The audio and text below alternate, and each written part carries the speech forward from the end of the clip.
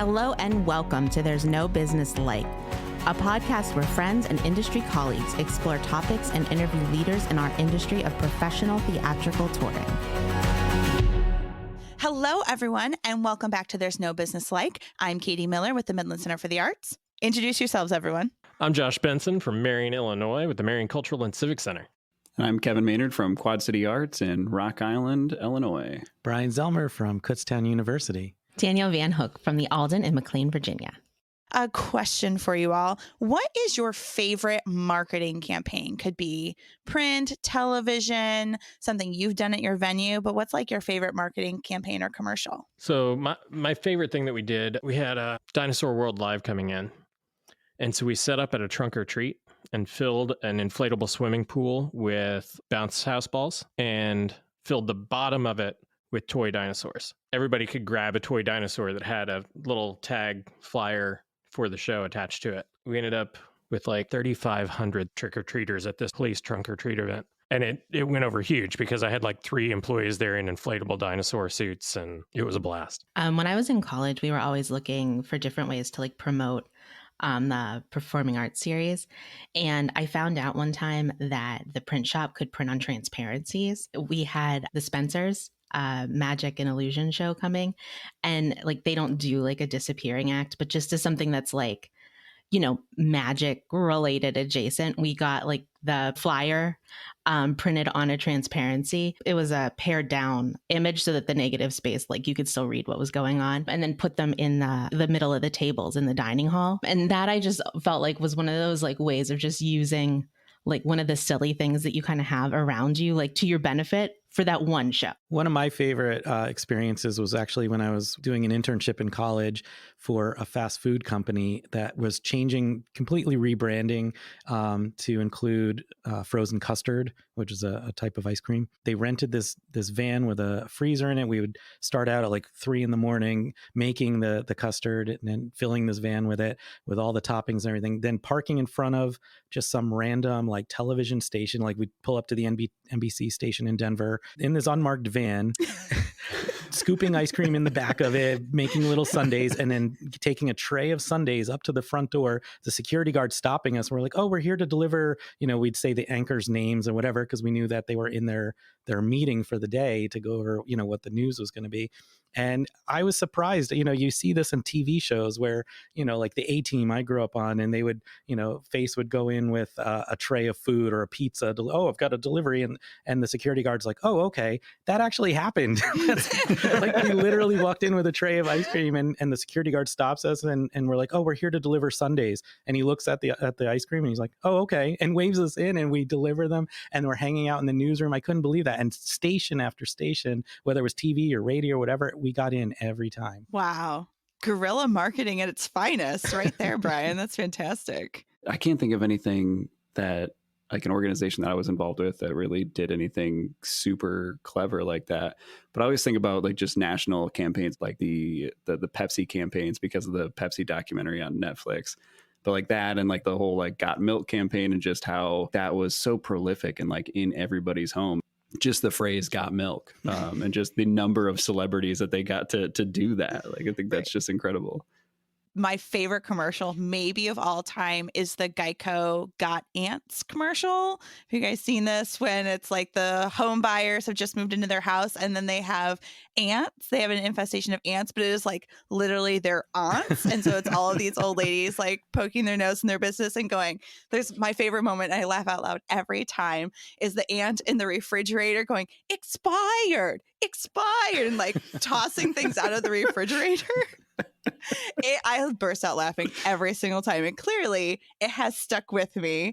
I don't have Geico insurance. However, like their marketing campaigns, I think, are probably some of the best out there right now. So I asked about this because we are going to talk today with my good friend, Josh Holliday. Josh is a good friend of mine, and he is a marketing guru, and we are going to get a masterclass today in marketing tactics, public relations, and some great career advice. So hope you enjoy. We'll see you on the other side.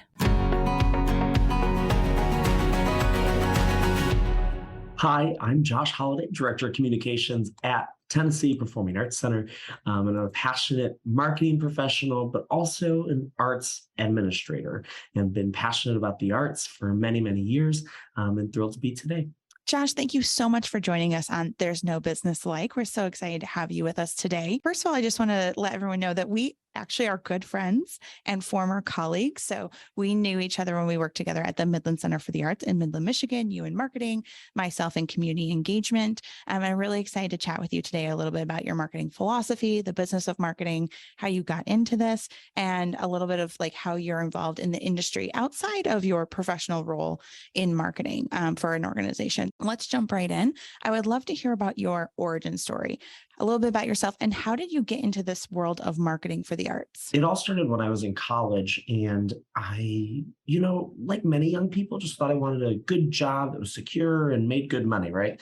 But then I realized when I was pursuing that, which was health administration, I was like, this is not for me. I'm too much of a creative person. I'm too much of an artsy person. Like, I need something fun. And so I remember in college, I was like soul searching. I was like, what could I do that is like all encompassing of my passions and will make me excited to go to work every day? And as a student, I'd been involved in this organization at Michigan State University called the Wharton Center Student Marketing Organization. And in that group, we basically like promoted the Broadway shows on campus to college kids. And there I took a step back and I said, what I want to do is sitting right in front of me. Like, there are people that work full time, not necessarily hanging up posters, but they were doing marketing and we were helping support the marketing efforts. And I was like, this is what I want to do.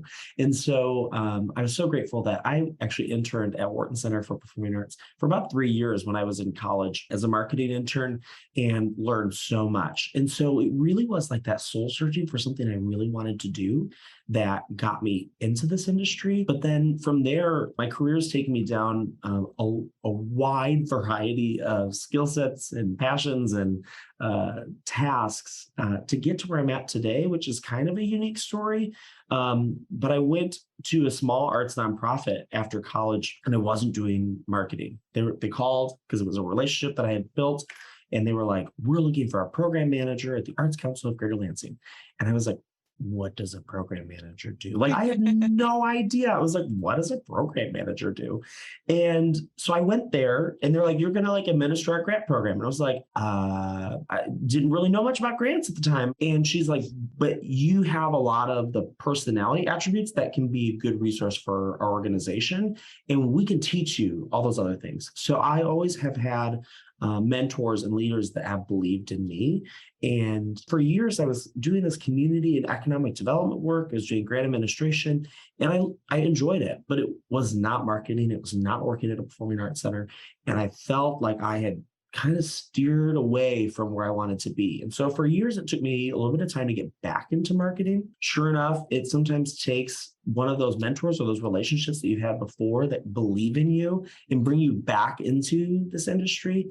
And I've been back in it for several years now, and I could not be happier. And honestly, it was going down that path of doing that community work, that economic development work, understanding all the ways in which arts and culture can impact and influence the culture and the fabric of a community, that has made me a stronger candidate for any job today. It made me so much stronger at Midland Center for the Arts. It's what I'm really excited about to contribute here at Tennessee Performing Arts Center. And that background gives me an edge that's different than just an arts marketing person. And so although I felt lost for years, it was actually meant to be to get me to where I'm at today, and made me probably a little bit of a better asset as a candidate for positions like these. Well, and doing marketing at a performing arts center, you have to understand every component, right, of what that organization is doing, whether it is development, whether it is community engagement programming, the actual Broadway touring shows, whatever's coming into the stage.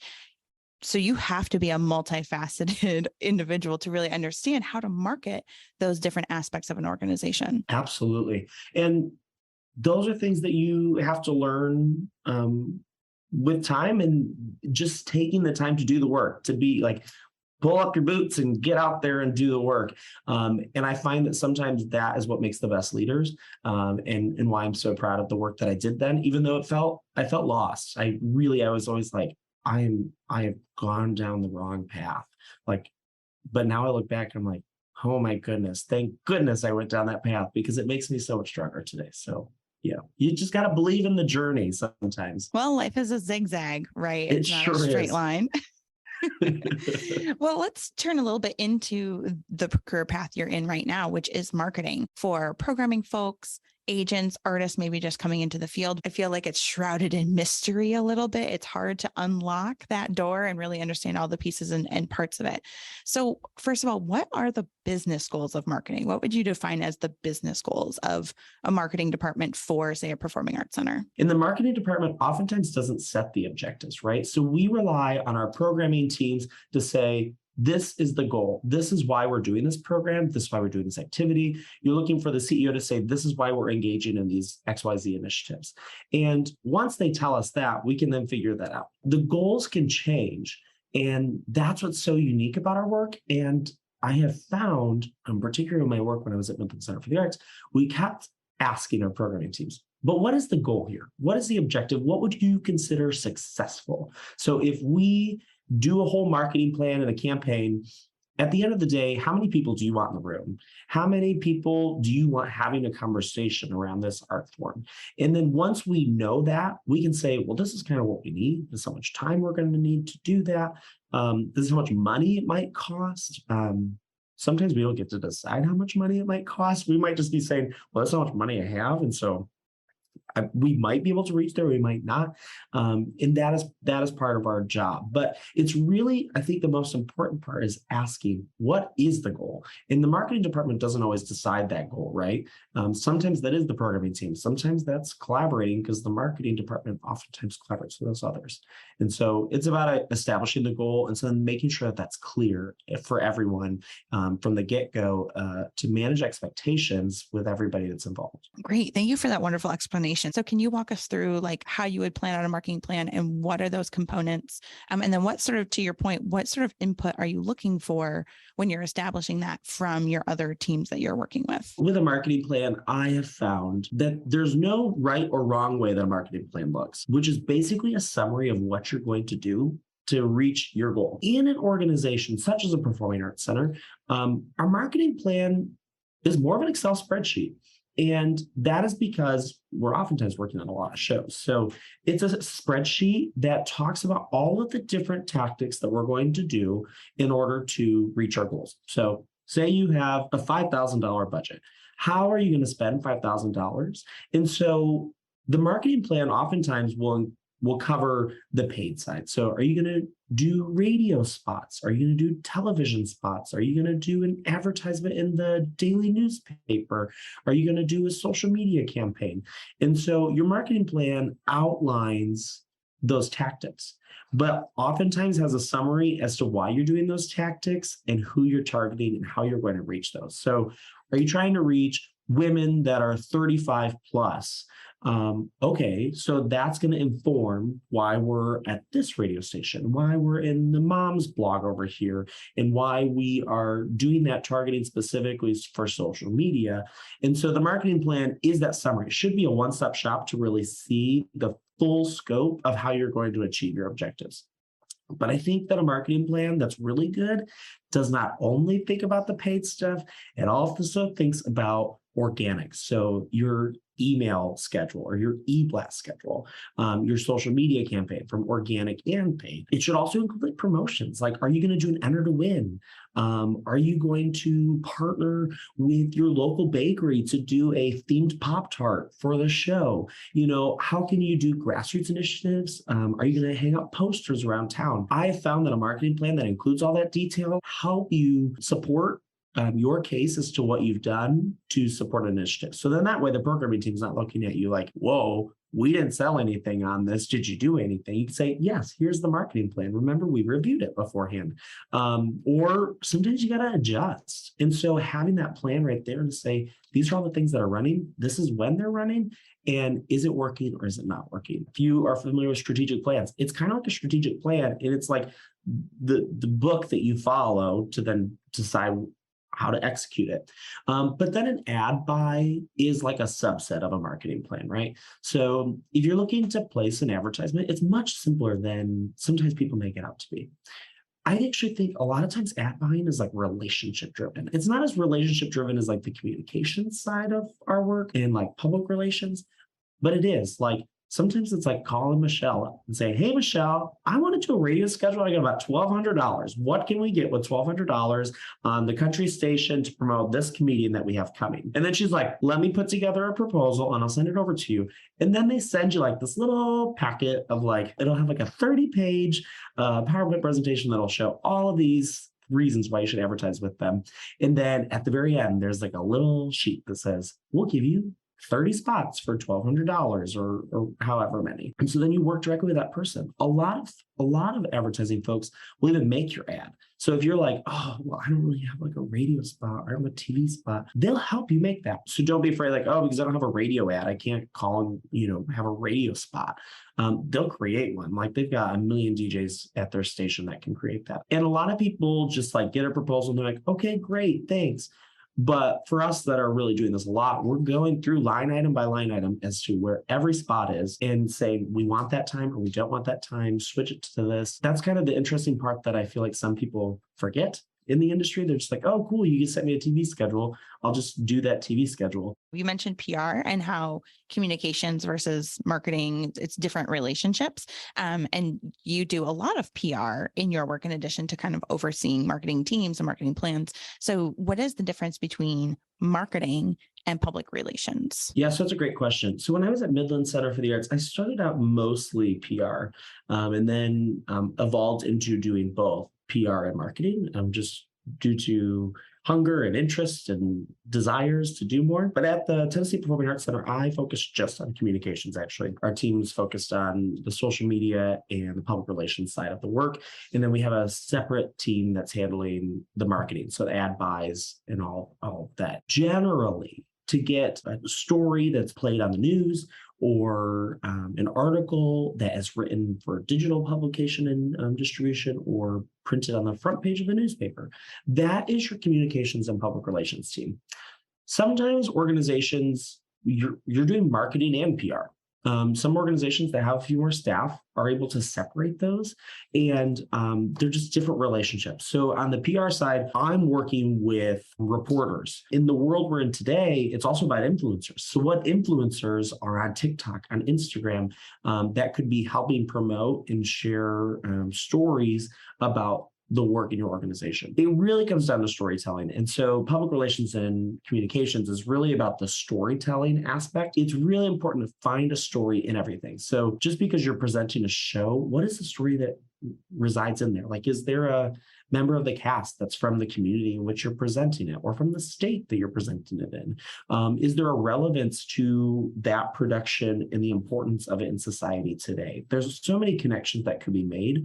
And it's really about ensuring that you're telling that story, because you have a paid marketing team that's just putting out the promo materials, right? Like they've got the promo photos, they've got the promotional copy. They're going to put that out in a more traditional sense. So if you're watching TV and you're watching like the Super Bowl and there is a commercial that comes on for the Tennessee Performing Arts Center and the upcoming production of Hadestown or whatever, that's 30-second like clip of Hadestown, that is marketing. That's paid. We paid for that spot. That's what you saw. At the 11 o'clock news, they would cover the Super Bowl and then they'd say, "And what else is going on in town? Come and see Hadestown at Tennessee Performing Arts Center." Now that would be public relations. And we're talking with the cast member. That would be the public relations and the communication side of the work. Also, sometimes in the ad buying space, they're like, "Well, we'll give you PR if you buy with us." So sometimes it's a pay to play. And so the PR communications folks, it's a song and dance. And so,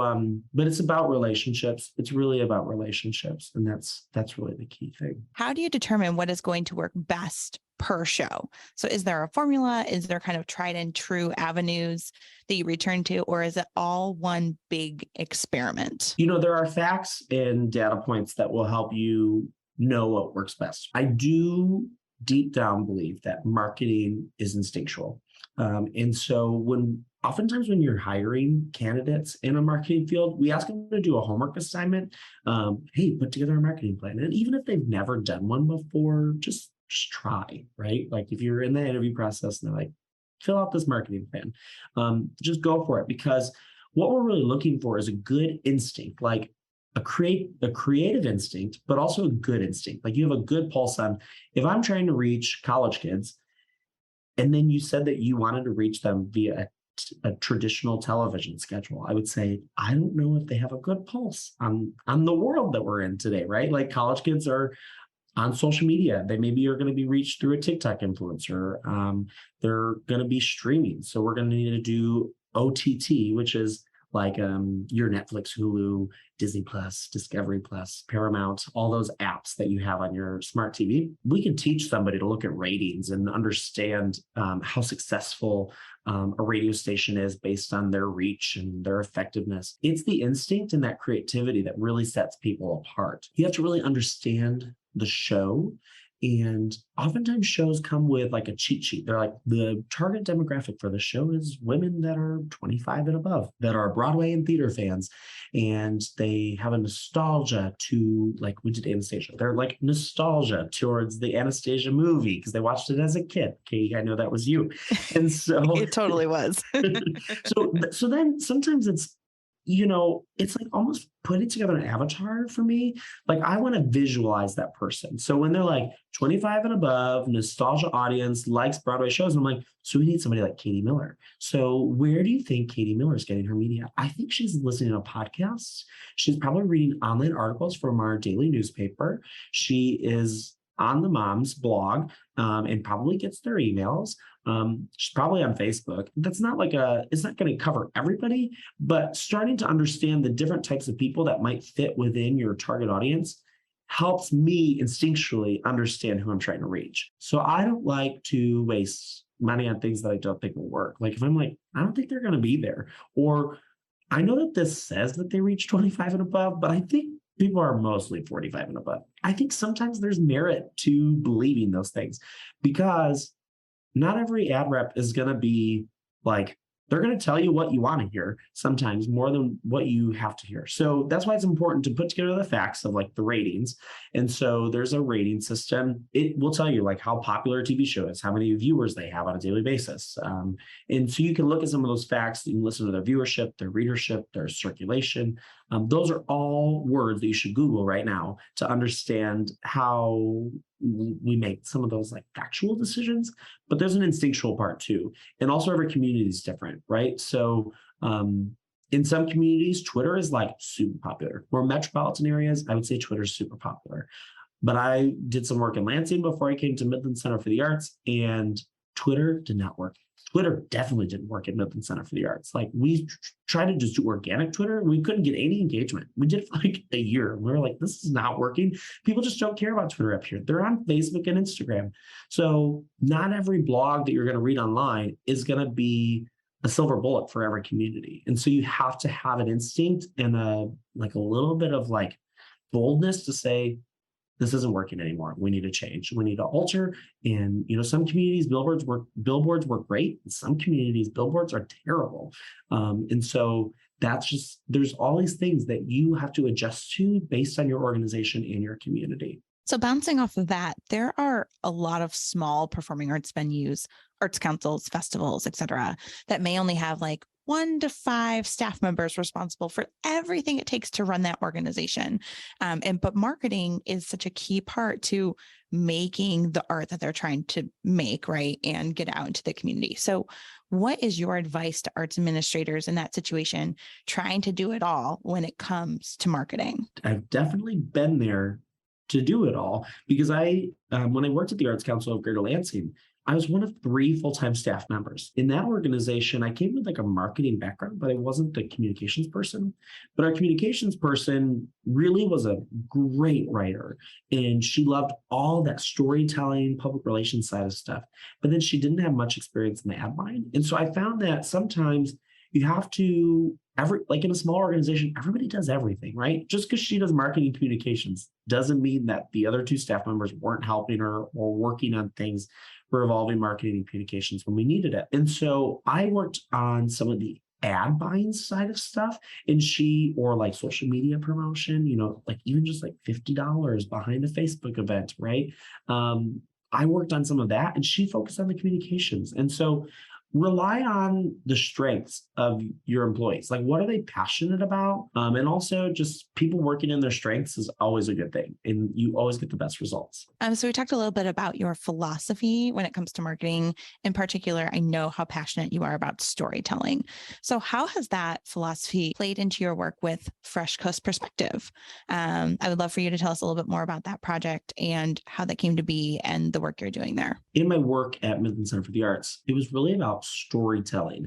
And I was coming into like a northern mid-Michigan region. And so there were a number of great media outlets and places to tell stories. But there were not really a lot of blog writers or influencers.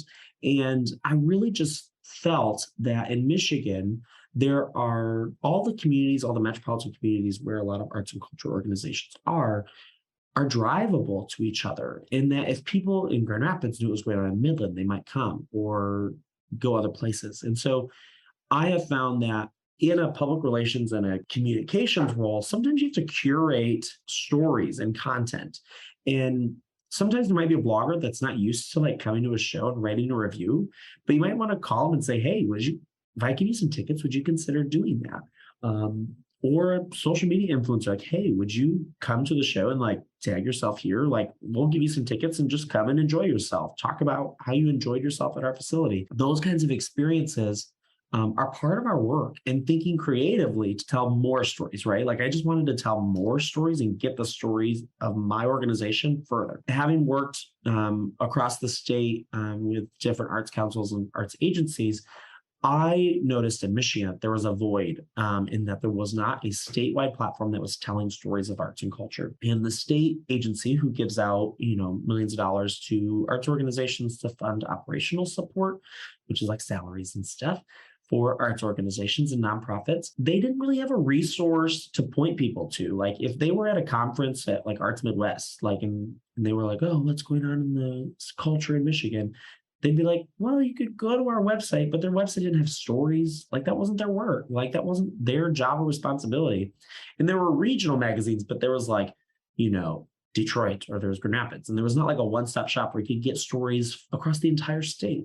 And so it really kind of came from this idea of, well, my full-time job could really benefit from a statewide platform that tells stories of arts and culture. And my like serial entrepreneur lifestyle, which is like, oh, there's a great idea. And if nobody's going to do it, you might as well do it because nobody's going to do it if you don't do it. I was like, I can build a website. I can write stories. I can publish stories.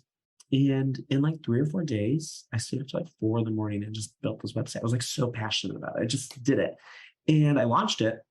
And then like 2 days later, the director of the state arts council, who works under the governor, called and said, Josh, this is super cool. We need to meet and we need to figure out how we can grow and expand this for you here in the state. And so instantly got the support of this on the state level from the Michigan Arts and Culture Council and the National Endowment for the Arts, and then brought on the Cultural Advocacy Network of Michigan, which is the statewide advocacy agency. And they all rallied around this idea that we needed to be better at telling our stories. So what started really is like this impetus to be like, I really like in my job, I'd like to get more stories out there and nobody's really doing it. And it seems like an opportunity to fill.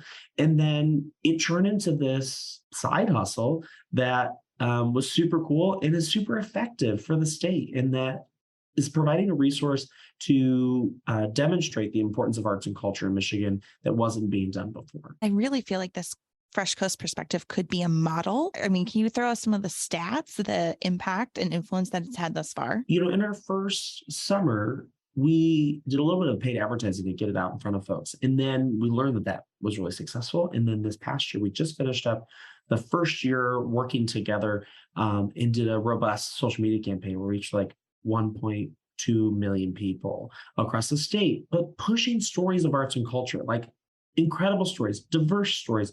And not stories of always of like the big organization that everybody knows about.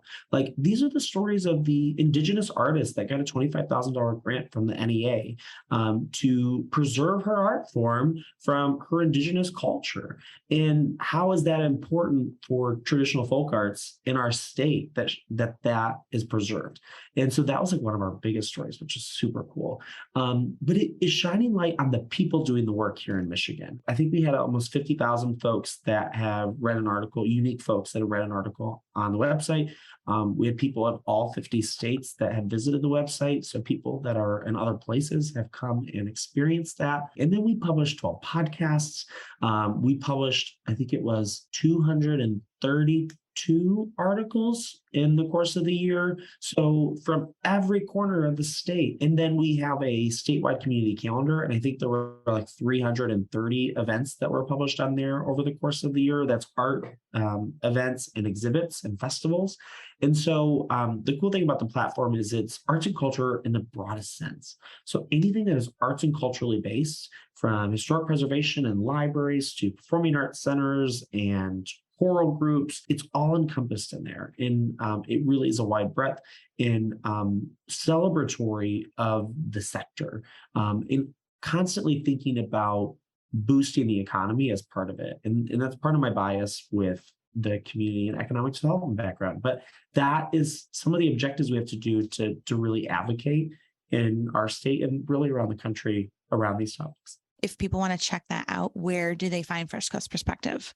They can go to freshcoastperspective.com. The name comes from this idea that we can, in Michigan, can be bold and take ownership of being the Fresh Coast state.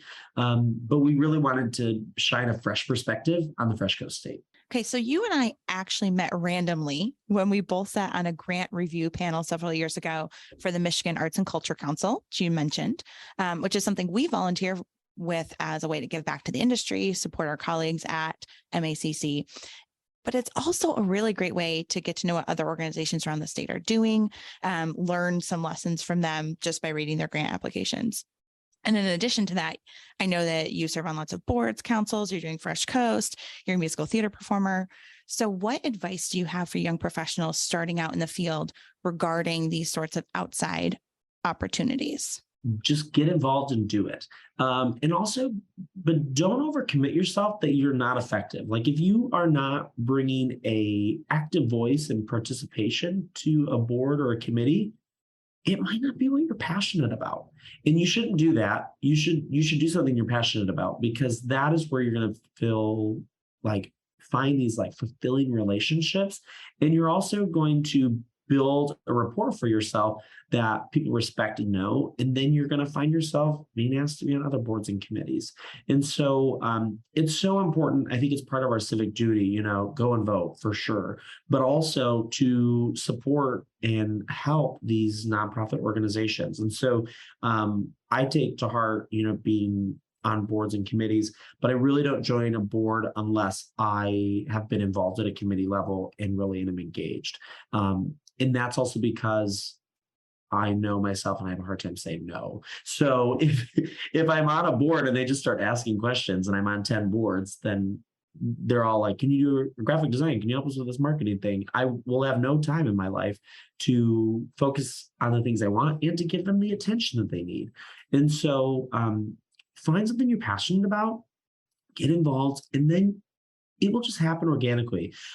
I hate nothing more than people that call nonprofits, because I've been on the other side of this. They're like, yeah, I'm looking to be on a board. Can I be on your board? And I'm like, I don't even know who you are. I'm sorry. I don't know who you are. If you've never volunteered, we're not on a first name basis. You're not going to be on my board. I have found young professionals sometimes say like, I just want to be on your board. Can I be on your board so that they can put on their resume that they're on a board? And guess what? If you're on a board and you don't have a good reputation for doing any of the work, those people are going to know the hiring person that you're applying for. And they're going to be like, they don't do anything on this board. And then it's not impressive that you're on a board on your resume anymore. So be involved in an organization you're passionate about, and then just let it organically happen that you move up in that direction. And if you're young, there's plenty of times to be on boards. There's plenty of boards to be on. but invest in the ones that you're really passionate about. You get out of it what you put in. You brought up something before and I didn't even address it. Being on grant panel reviews is incredible. So if you have never been on a grant panel review, call your state agency. I'm sure they have hundreds or thousands of applications that they have to review. And so they're always looking for like hundreds of reviewers. And it's a great way to understand the mission and vision for other organizations, how it can inspire you, impact you, make you think differently about your own work. But then also, it is great networking and it's great critical thinking. And I find them really enjoyable. They're a lot of work, but they're a lot of fun too. And so that is also part of like your civic duty, as my opinion, as an arts administrator, is to participate in these grant review panels. And you learn so much. And then you'll be more fluent to how to write a grant. And how to participate in that process. Yes. Hallelujah. Totally endorse that 100%. So now think back to when you were first starting out in the industry. What do you know now that you wish you'd known then? I think you have to believe in the journey and the process. I think what my advice for others would be is that you have to work your way up sometimes, right? And so when I was out of the industry, I was a management level employee, but not in a performing arts center or marketing organization or doing marketing. It was like a marketing manager for economic or community development or program management. And I wanted to get back into marketing. And I was like, I will be the director's executive assistant. I don't care. I just want to be back in that industry. So I just continued to do the work. And then I found other ways to practice my work. So even though I wasn't full-time doing marketing, I was on those committees and those boards, and I became the marketing chair. And then I did get freelance jobs doing a little bit of marketing. And so then when I was applying for marketing jobs, they were like, oh, great, that's perfect experience, totally applicable to what we're doing. Find something you're passionate about, because if you're not passionate about going to work every day, I don't know how people do it. I don't know how people do it. I enjoy coming to work every day. And I love this industry that we work in, but that's because I made that strong intention a long time ago. And let me tell you, people that are passionate about their work are the people you want to work with and are the people that you want to hire. Because when you work with people that are not passionate about this work, it's not fun to work with them. And don't go for it for like the superficial reasons and stuff, right? Like the reason why I love this industry is because I love genuine experiences and people gathering together for these genuine experiences. And when I go in an interview, I say that. I don't say like, oh, I like to, I want to work here because I like a Broadway show. Like, yeah, I like Broadway shows. I wouldn't work in this industry if I didn't. But deep down, I love the experience of going to a Broadway show with people and having that experience in a theater that only these 1,500 people are going to be able to experience together today. We're the only people in the world that will experience this today. And I think that that's so beautiful. That's what you have to say. That's why you want to work in this industry, not because you like a Broadway show. Like, I hope you like a Broadway show. If you don't like a Broadway show, don't apply for my job, right? I think that's a really key thing, is knowing why you want to do this and being able to articulate that. Because if you can't articulate it well, I don't know if you're going to be able to articulate everything else in that job. So just think about those things and do a soul search for yourself. What do you like most about working in the industry today in 2022? I think what I like the most is it continues to evolve and change by the day. When I started doing this work, like social media, like we weren't doing paid social media, and the media landscape was different. But what I love about it today is we're constantly finding new things. And I think that's what's important for folks working in this industry, is to constantly be attentive to what's happening around you. Like I've recently discovered in my Gmail, I get these like email ads and just like pop up. And I'm like, how do I place one of those? I haven't looked it up. It's like on a sticky note right here on my desk. And it says, understand, how do you get a Gmail ad? That's like right there, because it won't let me delete them as easily as I can delete all my other emails. And I was like, that's pretty clever. And there's always things that are popping up that are new and exciting. And, I think the influencer industry, like this whole idea of like TikTok influencers and Instagram influencers, is so exciting. And this is not really, we've had influencers, but not to the level they're at today and the impact that they are today. And so I'm just excited about where we're going to go. And I think the other thing in 2022 is that we're really being intentional about having conversations about things that matter. And we are looking into ourselves to say, why are we telling the story? And sometimes, why should we be telling this story, right? And who's invited to the table, and who have we not invited to the table? Who do we set this table for that doesn't feel included based on the table dressings that we did. And so I'm just proud that we're now having those conversations so explicitly, and that we're able to engage deeper in that conversation. And I think that that is why it's so fulfilling to work in this industry. Other places, they might be thinking about that, but the arts are the most impactful vehicle to have those conversations. And the fact that we can be a part of that is super special to me. We know that this is a long game, and then we know that this work doesn't happen overnight, and this work doesn't stop. We will always be doing this work. And we'll always be adapting and changing and making sure that we can make experiences for everyone. But I think that's what's kind of exciting about being a part of this work in 2022. Well, Josh, thank you so much for joining us today. Your passion for your work and performing arts industry is certainly evident, and we really appreciate your time, your insight, your expertise. I think this is going to be a really wonderful conversation for many people to hear, and they're going to learn a lot from it. So thanks again for all your time, and best of luck in your new role at TPAC. Thanks, Katie. Katie, I love Josh. I related to him so much. I love his passion for marketing. And I think he did a fantastic job talking about all the different aspects of it in the performing arts world and how it's used. So I loved where his perspective is. You have to start with your goals. Not only who is it going to be for, but what do you want to achieve here? What is a win for you? What is success? How do we then achieve that? And how do we guide towards that? And then narrowing it down and really getting into the mentality of who you're trying to sell to. I also appreciated that he talked about, because a lot of people have this misconception that marketing means advertising. He explained how advertising is just one part of marketing, and it's an important part, but it's only one part. I like how he broke down the difference between advertising and PR as well. I think what I really like, there's a couple of phrases or a couple of statements that he made that really stuck with me. And one of those, kind of piggybacking off of what Josh said, was just the why are we telling this story, and really focusing on who it's for and what are those goals. And so that's something that I've written down and kind of posted on my wall, because I think that that's a good place to start.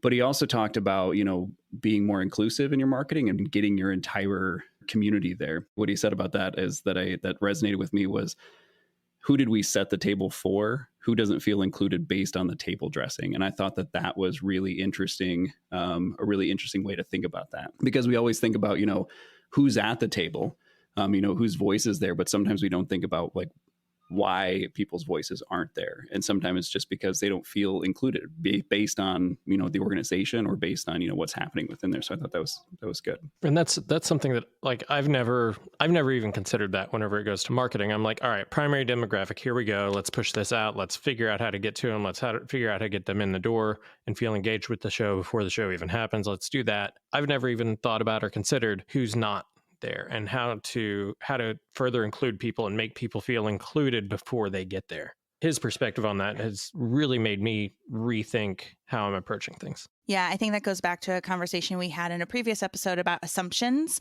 about your community. And we have to think about the community on the whole when we are marketing, advertising a show. And there's a lot of community engagement, I think, that happens now within this marketing realm. It's building out those partnerships, figuring out who are your allies in the community, who can help you reach the people that you want to reach, but maybe aren't currently engaged with your organization in a really natural and genuine way, right? Not with the intention of we just got to sell tickets, but using our programming to actually build out positive relationships. And sometimes that is thinking differently about your marketing materials, how you're going to engage, doing public events in partnership with other organizations. Yeah, the part of the interview that really had me saying yes, these are my people, was when he was talking about how, marketing is still kind of like him using his creative brain, just like that training of the arts work kind of beforehand. And I've always felt like the best arts administrators or the best arts workers across all the areas of an organization are the people that have kind of figured out how to use that creative training or that creative brain that they've sort of built over time and figure out how to apply it. Whenever I really feel my creative brain kicking in on designing a program, or coming up with something clever for marketing, it just feels so satisfying. I also loved what he said, and I took to heart about joining boards, because it seems like, it's true. The more you get involved in other organizations, the more, I guess, you're noticed by other ones and they start inviting you to things too. And you get to a point where it's you have to figure out where to say no to, because you start getting stretched too thin and then you're not serving anybody to the best of your ability. So, focusing on the ones that align with your passions. Based on that, I mean, there are some commitments that are, some boards and commissions that I'm going to be backing off of. I mean, because to quote Josh, what he said was, don't overextend yourself. If you are not bringing an active voice and participation to a board or committee, it might not be what you are passionate about.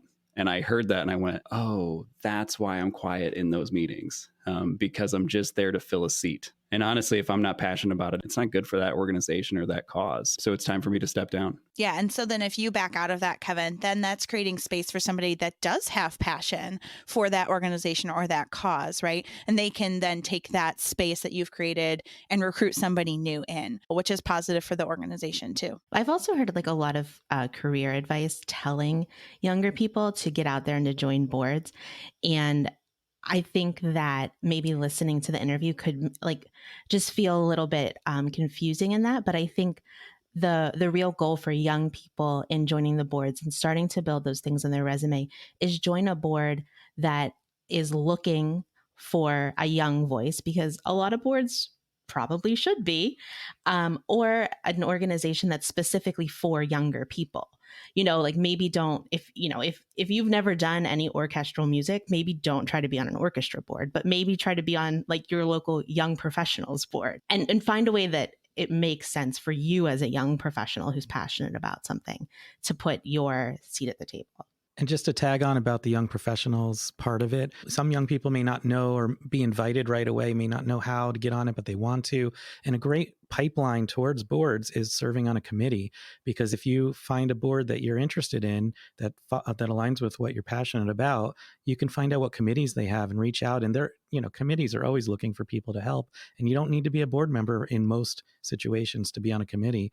And then they get to know your work and know you. And then next thing you know, you're being invited to join the board. That's great advice, Brian. The last piece of advice from Josh that I want to elevate is the advice in the story he told about being lost early on in his career and not having a direction and working in various positions, and how that eventually led him to where he is now, and using all of that experience. If you try something, you get into a position, it's not a great fit, that is still a valuable experience, because it tells you what you don't want to do, or what's not a good fit for you, or a leadership style that doesn't work for you. And that is valuable information for you as well. You can use that to inform what you do in the future. So I really appreciated Josh sharing that and being honest about his career path. So thank you all for joining us today. This was a fabulous conversation. I want to thank my good friend Josh Holliday for taking the time out of his very busy schedule to join us on There's No Business Like, and we'll see you next time. All right, everyone. Thanks for listening to There's No Business Like. Our producers and hosts are Brian Zelmer, Josh Benson, Kevin Maynard, Katie Miller, and me, Danielle Van Hook. Views expressed in this podcast are ours alone and are not reflective of the organizations we are a part of. Keep up with us at nobusinesslike.com. There you'll find links to all of our episodes and socials. If you like this podcast, give us a like, a follow, a review, or our favorite, a 5-star rating. Oh, wait, what was that site? I got it, don't worry. It is nobusinesslike.com. Do I sound out bus-I-ness every time I type it? Yep, sure do. Stay in touch, my friends. Give me back the fillet of fish. Give me that fish. Yeah, that literally does not ring a bell at all. You must not have been in the target market. That's all. Yeah. Yeah, McDonald's came at me hard on that one. Haven't had a fillet of fish in centuries.